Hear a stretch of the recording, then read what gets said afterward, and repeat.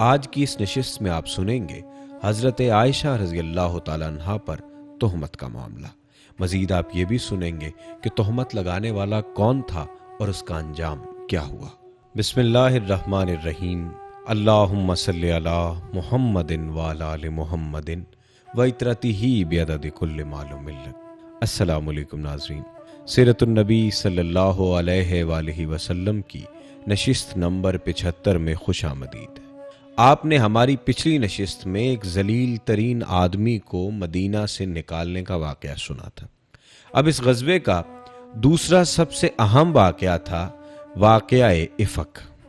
اس واقعے کا ماں حاصل یہ ہے کہ رسول اللہ صلی اللہ علیہ وسلم کا دستور تھا کہ سفر میں جاتے ہوئے ازواج مطہرات کے درمیان قرآن اندازی فرماتے، جس کا قرآن نکل آتا اسے ہمراہ لے جاتے۔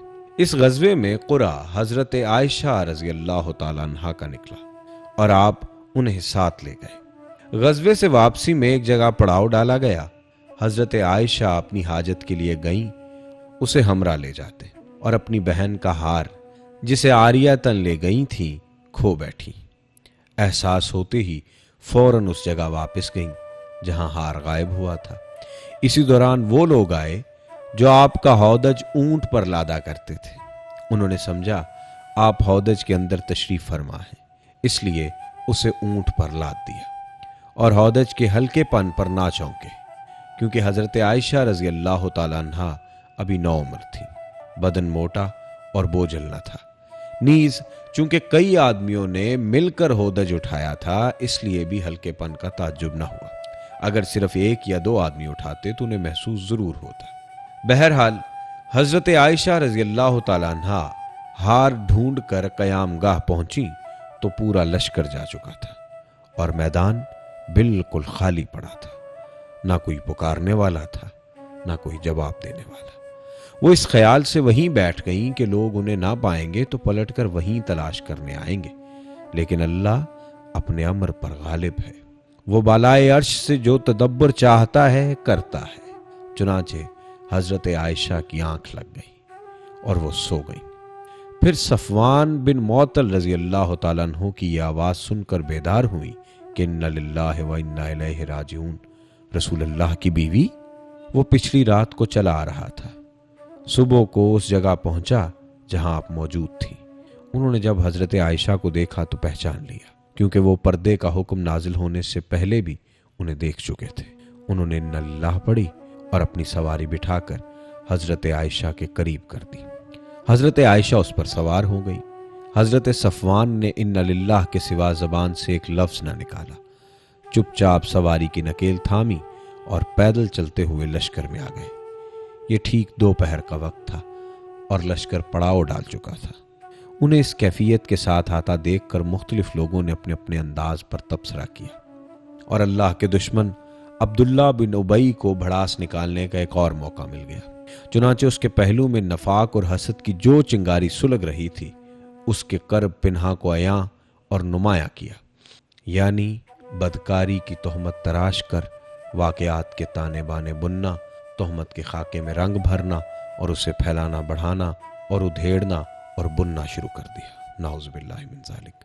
اس کے ساتھ ہی بھی اسی بات کو بنیاد بنا کر اس کا تقریب حاصل کرنے لگے، اور جب مدینہ آئے تو ان تہمت تراشوں نے خوب جم کر پروپیگنڈا کیا۔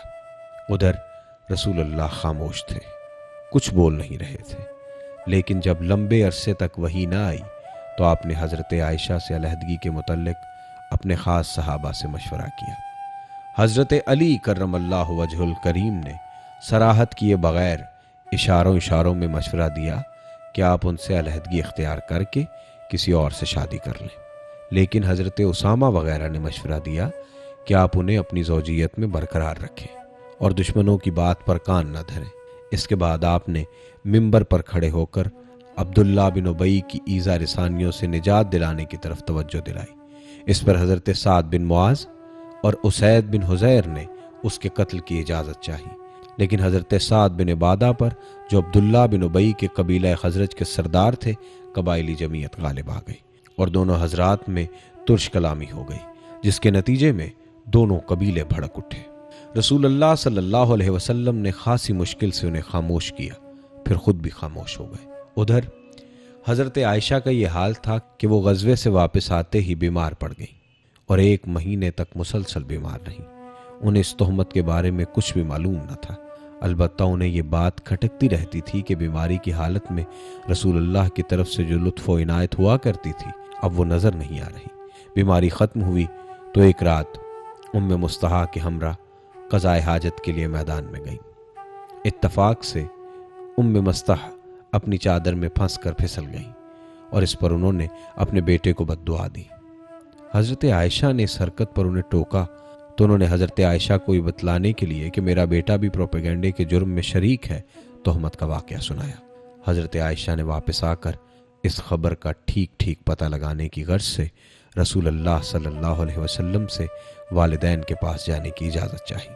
پھر اجازت پا کر والدین کے پاس تشریف لے گئیں اور صورتحال کا یقینی طور پر علم ہو گیا تو بے اختیار رونے لگی اور پھر 2 راتیں اور 1 دن روتے روتے گزر گیا۔ اس دوران نہ نیند کا سرما لگایا نہ آنسو کی جھڑکی رکی۔ وہ محسوس کرتی تھیں کہ روتے روتے کلیجہ شک ہو جائے گا۔ اسی حالت میں رسول اللہ تشریف لائے صلی اللہ علیہ وسلم۔ کلمہ شہادت پر مشتمل خطبہ پڑھا اور اما بعد کہہ کر فرمایا، اے عائشہ، مجھے تمہارے متعلق ایسی بات کا پتہ لگا ہے۔ اگر تم اس سے بری ہو تو اللہ تعالیٰ ان قریب تمہاری برات ظاہر فرما دے گا، اور اگر خدا نخواستہ تم سے کوئی گناہ سرزد ہو گیا ہے تو تم اللہ تعالیٰ سے مغفرت مانگو اور توبہ کرو، کیونکہ بندہ جب اپنے گناہ کا اقرار کر کے اللہ کے حضور توبہ کرتا ہے تو اللہ تعالیٰ اس کی توبہ قبول کر لیتا ہے۔ اس وقت حضرت عائشہ کے آنسو ایک دم تھم گئے اور اب انہیں آنسو کا ایک قطرہ بھی محسوس نہ ہو رہا تھا۔ انہوں نے اپنے والدین سے کہا کہ وہ آپ کو جواب دے، لیکن ان کی سمجھ میں نہ آیا کہ کیا جواب دے۔